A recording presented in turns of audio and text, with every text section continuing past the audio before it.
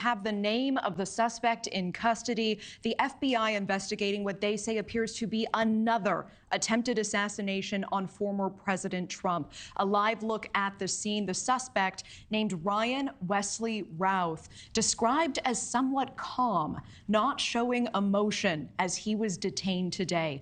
The former president is safe tonight. All of this unfolding as he was golfing at his club in West Palm Beach, Florida, just a few hours ago. It was a Secret Service agent who spotted the threat hundreds of yards away. They have an agent that jumps one hole ahead of time to where the president was at. And he was able to spot this rifle barrel sticking out of the fence and immediately engage that individual, at which time the individual took off. Secret Service agents firing at the person with the gun. He fled, and take a look. This is what he left behind. An AK-47 style rifle with a scope, backpacks, as well as a GoPro you see there on the left attached to a chain link fence. It appears that the suspect wanted to record the attempt on the former president's life. Now, Ryan Welsey Routh allegedly getting away in an SUV, but a witness spotted his car and plates as he drove off. This crucial information ultimately leading to Routh being taken into custody in a nearby county. No word yet on what charges he will face. But strikingly, this is just over 2 months since another attempt on the former president's life. And that was July 13th when a shooter shot Trump at a rally in Butler, Pennsylvania.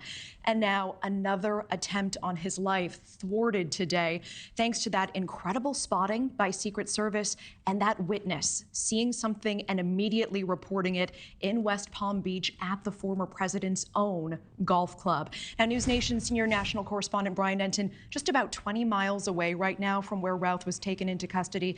And Brian, I know you've been speaking with your law enforcement sources today. What do we know about Routh? Do we know if he's talking right now?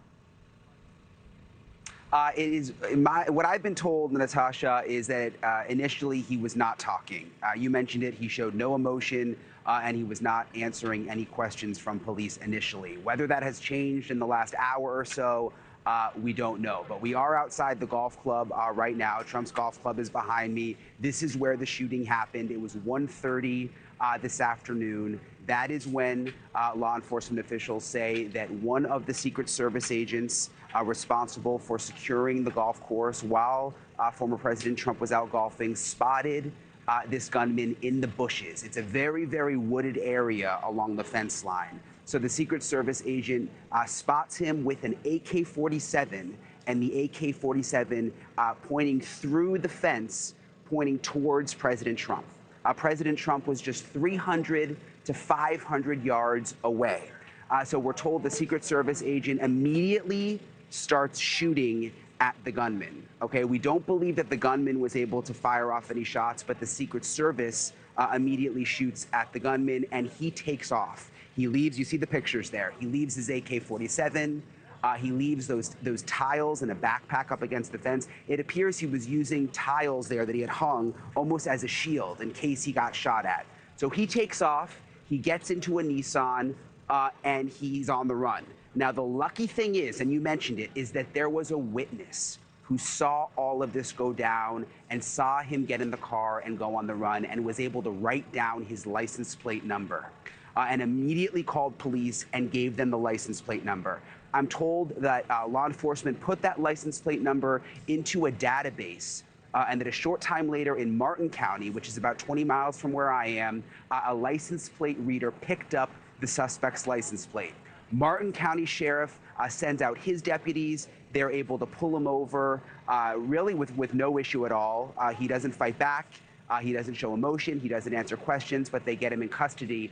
And then they actually bring the witness, Natasha, who got the license plate and saw him get in the car. They bring that witness over so that he can identify the gunman face to face and make sure that this is the right person. And that's when they were able to take him into custody. Again, the name from our law enforcement source is Ryan Welsey Routh.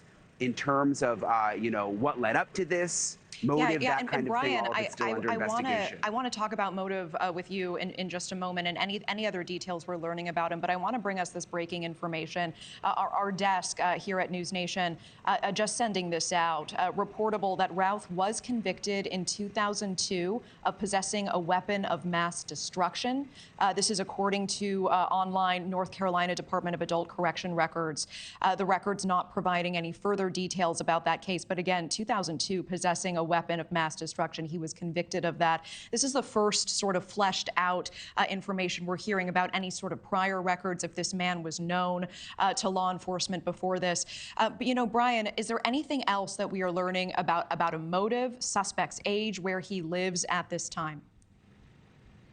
Well, we know they're going over his social media right now, and I spoke with the state attorney who we're going to have live on in the hour, later on in the hour, who said that they were in the process of securing search warrants for his car, for all of his electronic devices. You imagine they want to go through the phone, they want to go through the computers, also trying to secure a search warrant for his residence. Where that is at this point, we have not been told. But that is a big development that you just said, Natasha, the fact that he has a serious criminal history. I mean, that's a serious charge from 2022.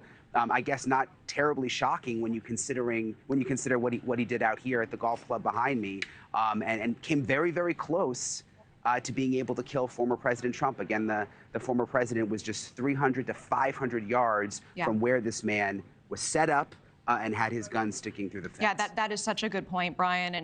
Thanks for watching. Go to joinnn.com to find NewsNation on your screen. And don't forget to click the red subscribe button below to get more of NewsNation's fact-driven, unbiased coverage.